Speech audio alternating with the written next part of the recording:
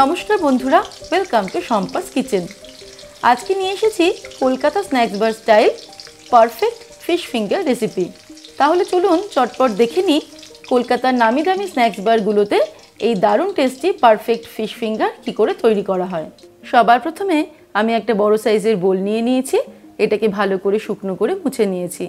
এর মধ্যে নিয়ে নেব ভেটকি মাছের ফিলে, যেগুলো আমি দোকান থেকেই ফিশ ফিঙ্গারের মতো করে লম্বা লম্বা করে কেটে এনেছি। মাছটাকে ভালো করে ধুয়ে জলটাকে ঝরিয়ে নিয়েছি। এখানে আমি 50 পিস মতো ভেটকি মাছের ফিলে নিয়ে নিয়েছি ফিশ ফিঙ্গারের জন্য। এবার এই মাছটাকে ম্যারিনেট করব।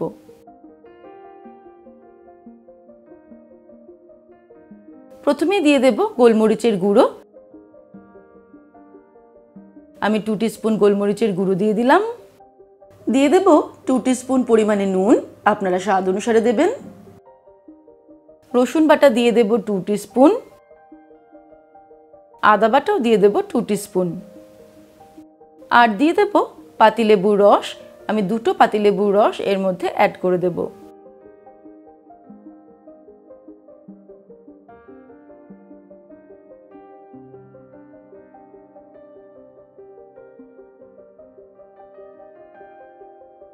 এবারে সব কিছু দিয়ে মাছটাকে খুব ভালো করে মাখিয়ে নেব।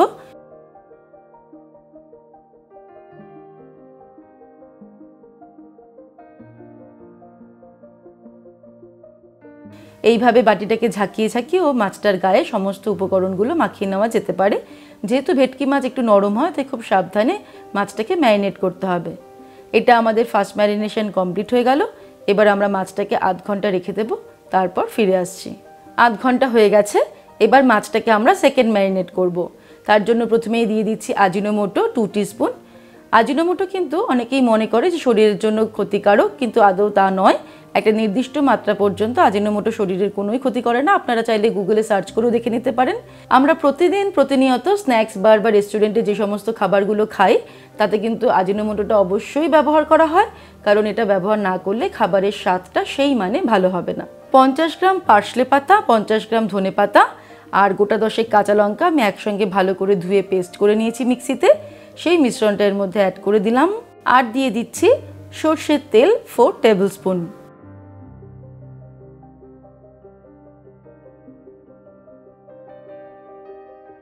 তারপরে সব কিছু দিয়ে আবারও ভালো করে মাছের গায়ে মাখিয়ে নেব। এটা আমাদের মাছের সেকেন্ড ম্যারিনেশন হয়ে যাবে। এই ম্যারিনেশন করার পরে আমরা এটাকে মিনিমাম আধ ঘন্টা থেকে 1 ঘন্টা রেখে দিতে হবে। তবে এটা কিন্তু অনেকটা বেশি সময় পর্যন্ত রেখে দেওয়া যেতে পারে ফ্রিজে। বাড়িতে কোনো অনুষ্ঠান হলে এটা সকালবেলায় এই ম্যারিনেশন পর্যন্ত কাজটা করে দিয়ে তারপরে এটা রেখে দিতে হবে ফ্রিজে। বিকেলবেলা আমরা ফিশ ফিঙ্গারগুলো ফ্রাই করে নিতে পারবো।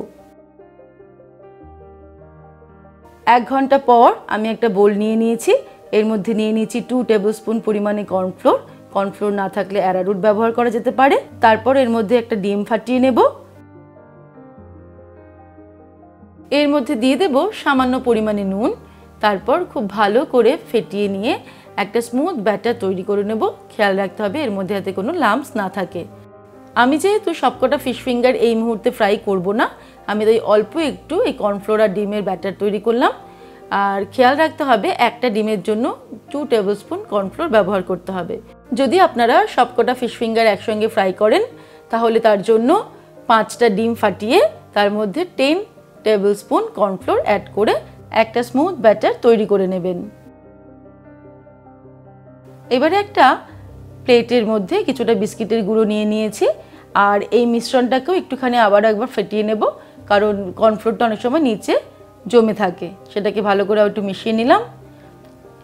এইবার একটা করে ফিশ ফিঙ্গার এইভাবে তুলে নিয়ে আমি এই ব্যাটারের মধ্যে ভালো করে ডিপ করে নেব, যাতে সব দিক থেকে এই ব্যাটারটা লেগে যায়।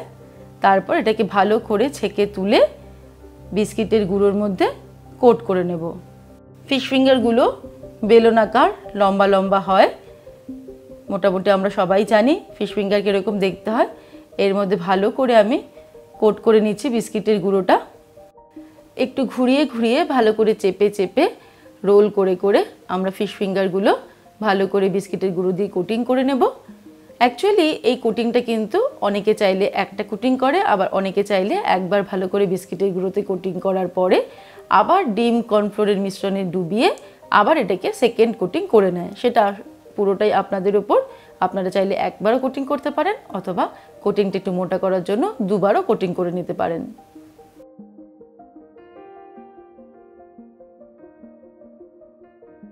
এইভাবে সমস্ত ফিশ ফিঙ্গারগুলো আগে ভালো করে বিস্কিটের গুঁড়ো দিয়ে কোটিং করে নিতে হবে।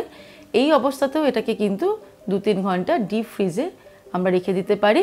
তারপর ফ্রিজ থেকে বার করে এগুলোকে নর্মাল টেম্পারেচারে নিয়ে এসে ফ্রাই করতে পারি। এবারে ফিশ ফিঙ্গারগুলো ফ্রাই করার জন্য একটা কড়াইতে নিয়ে নেব বেশ কিছুটা পরিমাণে রিফাইন্ড অয়েল। তেল গরম হয়ে গেলে ফ্লেমটাকে মিডিয়াম টু হাইতে রেখে আমি ফিশ ফিঙ্গারটা ফ্রাই করব। তার আগে একটা গ্লাসের মধ্যে জল নিয়ে ফিশ ফিঙ্গারটাকে এভাবে ডিপ করে জলটাকে ভালো করে কাচিয়ে নিয়ে তারপর এটাকে তেলের মধ্যে ছেড়ে দেব। এটা একটা ট্রিক্স বলতে পারেন, কারণ যখন আমরা বিস্কিটের গুঁড়োর কোনো কিছু তেলে ফ্রাই করি তখন কিন্তু প্রচুর পরিমাণে বিস্কিটের গুঁড়ো তেলের মধ্যে জমা পড়ে সেটা তেলটা খুব তাড়াতাড়ি নোংরা করে দেয়।